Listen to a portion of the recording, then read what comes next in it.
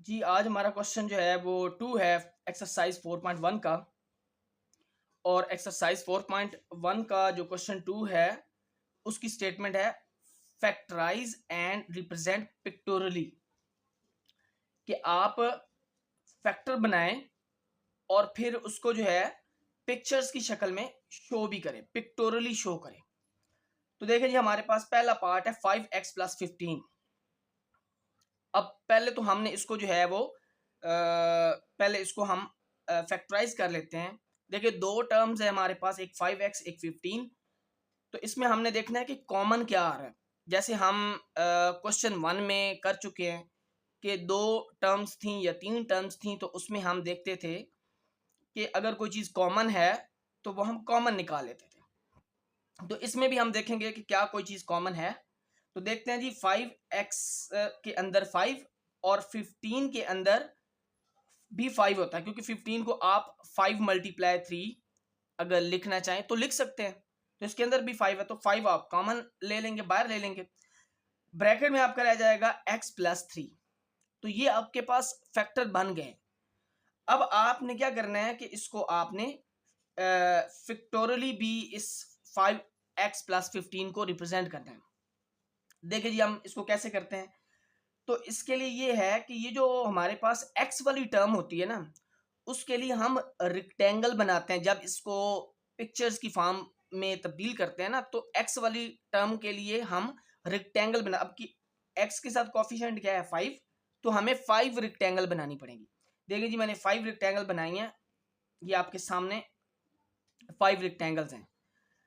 अब इसमें क्या है कि हर रेक्टेंगल की जो लेंथ है वो आपके पास है x, ठीक है।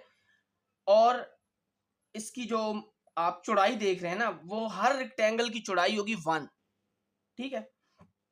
तो तभी जाके जो है वो ये 5x बनेगा ना। तो ये 5 रेक्टेंगल्स हमने बना दी।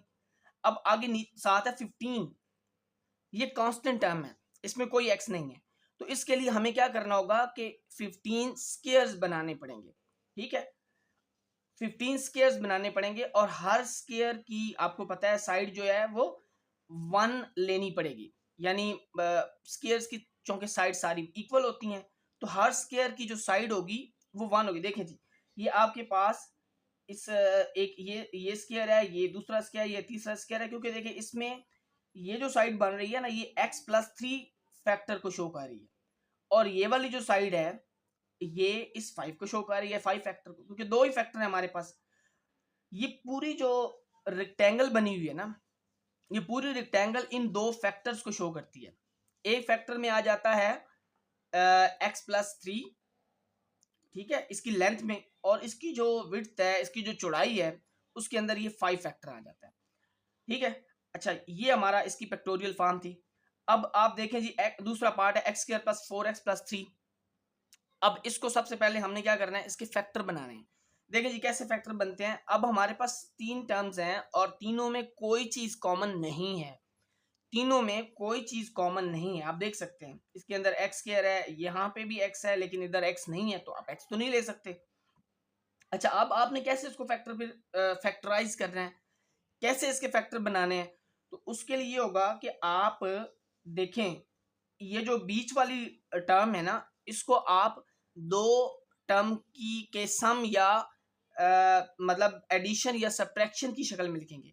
देखिए, 4x को मैं लिख सकता हूँ 3x प्लस 1, और जब मैं 3 को 1 से मल्टीप्लाई करता हूँ तो मेरे पास वो ये साथ वाला 3 भी आता है, यानी तीसरी टर्म भी आती है।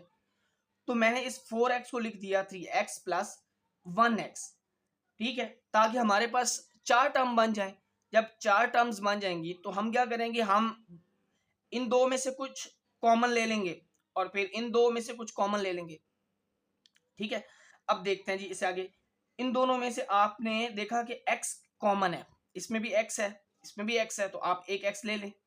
ये x स्क्वायर होने की वजह से एक x रह जाएगा और यहाँ में ब्रैकेट में 3 रह जाएगा।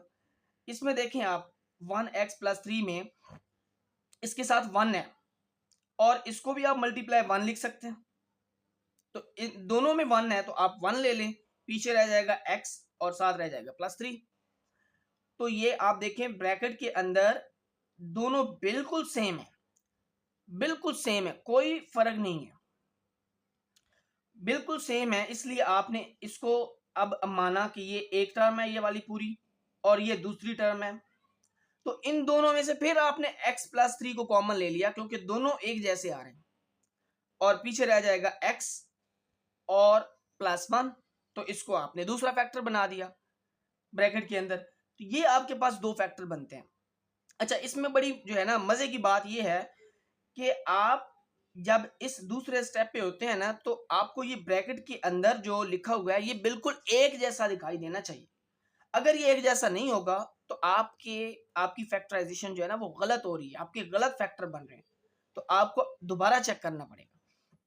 ठीक है जी। तो ये x प्लस 3 और x प्लस 1 जो है ना, ये दो इसके फैक्टर बन चुके हैं। अच्छा, इसको अब हम पिक्टोरियली देखेंगे पिक्चर्स की फॉर्म में। तो क्या होगा कि इसमें हमारे पास एक्स स्क्वायर है। जो पहले वाला क्वेश्चन था उसमें एक्स स्क्वायर नहीं है, देख सकते हैं आप, लेकिन दूसरे पार्ट में एक्स स्क्वायर है। तो एक्स स्क्वायर के लिए हमें क्या करना होता है कि एक स्क्वायर बनाना होता है, बिकॉज कि जो स्क्वायर होता है वो उसका एरिया क्या होता है, एक्स इंटू एक्स। तो उसकी एक साइड क्या है, अगर एक्स है दूसरी साइड भी एक्स है, तो उसका एरिया क्या बनेगा, एक्स स्क्वायर बनेगा। तो ये हमने लिख दिया एक्स स्क्वायर, यानी एक्स स्क्वायर को हमने स्क्वायर की फॉर्म में प्रेजेंट किया। आगे हमारा 4x है, तो हम 4 रेक्टेंगल बनाएंगे।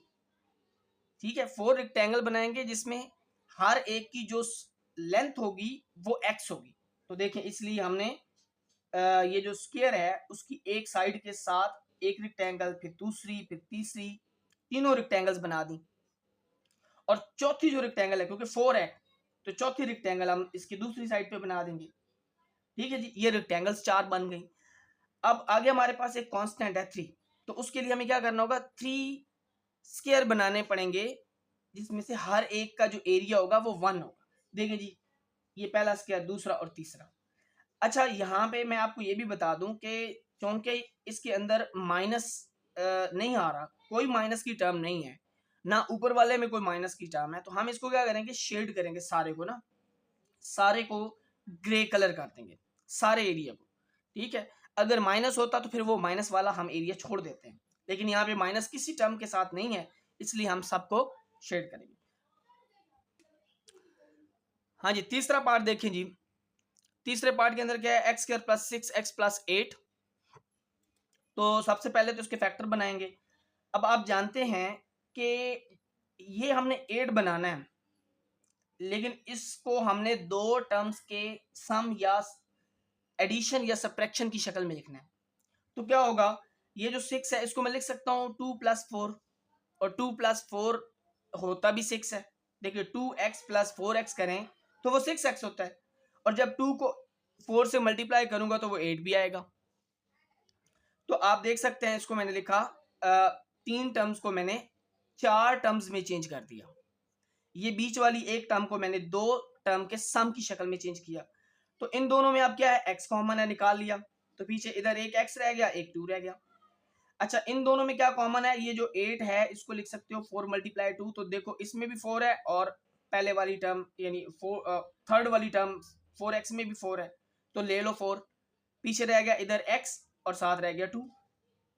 अब आप देख सकते हैं कि आपके पास एक टर्म ये है और दूसरी टर्म आपके पास ये है। तो इन दोनों टर्म्स में x प्लस 2 ब्रैकेट के अंदर एक जैसा आ रहा है, तो उसको आप एक दफा लिखेंगे, बाहर निकाल लेंगे, पीछे रह जाएगा आपका x और 4, तो उसको लिखेंगे आप x प्लस 4। ये आपके पास इसके फैक्टर है। अच्छा, अब इसको हम देख लेते हैं कि जी इसका जो है वो इसकी जो पिक्टोरियल फॉर्म है वो कैसे होगी। तो ये तो आपका x है, ठीक है, x, और ये जो है आपका अच्छा, इसमें अब अगर आपके पास एक्स स्क्वायर है, देखें एक्स स्क्वायर है तो एक तो स्क्वायर फॉर्म आएगी, स्क्वायर वाली उसके अंदर शेप होगी, तो स्क्वायर वाली शेप आ गई क्योंकि एक्स स्क्वायर इन्वॉल्व है। पीछे जो है वो 6 इसके अंदर रेक्टेंगल्स होंगी, क्या होंगी जी, 6 रेक्टेंगल्स। तो 4 इस साइड पे रेक्टेंगल्स बनाई है जी मैंने, देखें, और 2 इस साइड पे रेक्टेंगल्स हैं, तो आपका 4 इस साइड पे रेक्टेंगल्स हो गई, 2 इस साइड पे रेक्टेंगल्स हो गई, और एक स्क्वायर है। और 8 है आपके पास कांस्टेंट, तो उसका छोटे छोटे स्क्वायर होंगे 8। देखिए जी ये नीचे जो है वो 8 स्क्वायर दिए होंगे, तो ये इसकी पिक्टोरियल फॉर्म है जी। हाँ जी, लास्ट पार्ट है जी x square plus 4x plus 4। इस 4x को हम लिख सकते हैं 2x plus 2x। 2x plus 2x करने से 4x आएगा, और जब 2 को 2 से मल्टीप्लाई करेंगे तो वो 4 आएगा, ये वाला 4 कांस्टेंट टर्म। तो देखिए इन दोनों में क्या कॉमन आ रहा है, x कॉमन आ रहा है, ब्रैकेट में रह जाएगा x प्लस 2। इन दोनों में क्या कॉमन आ रहा है, इसमें 2 कॉमन आ रहा है, क्योंकि 4 को आप लिख सकते हैं 2 मल्टीप्लाई 2, तो 2 ले लिया तो x प्लस 2 रह गया, यहाँ पे x और इधर ये 2। तो अब आप लिख सकते हैं एक दफा ब्रैकेट वाला x प्लस 2, और दूसरी दफा आप जो ब्रैकेट के बाहर हैं उसको भी आप फैक्टर में लिख सकते हैं, इसके ब्रैकेट में लिख सकते हैं। तो ये आपके पास दो फैक्टर आ जाते हैं। इसका भी आपने क्या करना है जी, पिक्टोरियल फॉर्म में आपने एक स्क्वायर लेना है, क्योंकि एक्स स्क्वायर इन्वॉल्व है इसके अंदर। तो एक स्क्वायर ले लिया जिसकी साइड एक्स है, तो स्क्वायर की हर साइड इक्वल होती है, इसलिए ये हमने साइड एक्स ली तो ये भी एक्स ले ली।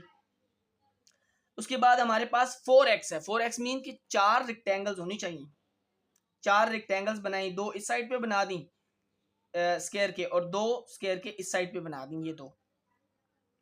अब इसमें क्या है कि आपको पता है कि रेक्टेंगल की जो लेंथ होती है वो स्क्वायर की साइड के बराबर होती है, तो ये भी x होगी और ये साइड भी इसकी x होगी। लेकिन जो उसकी होती है विड्थ होती है, जो उसकी चौड़ाई होती है, वो हमेशा 1 होती है। तो ये आपके पास दो यहाँ पे रेक्टेंगल्स हैं, दो यहाँ पे हैं। अब आखिर वाली जो कांस्टेंट टर्म है वो है 4। तो 4 जो है आपने छोटे छोटे स्क्वायर बना दिए, जिसमें से हर एक का जो एरिया है वो 1 है। ठीक है जी, ये इसकी पिक्टोरियल फॉर्म है, और साथ मैंने ग्रे कलर भी कर दिया क्योंकि कहीं पे माइनस साइन आप देख सकते हैं नहीं आ रहा। ठीक है, तो ये हमने फैक्टर भी बना दिए और साथ उसको पिक्टोरियली रिप्रेजेंट भी कर दिया। ये थी हमारी आज की वीडियो। अगर आपको पसंद आए तो इसको लाइक करें, शेयर करें, हमारे चैनल को सब्सक्राइब करें। बहुत शुक्रिया।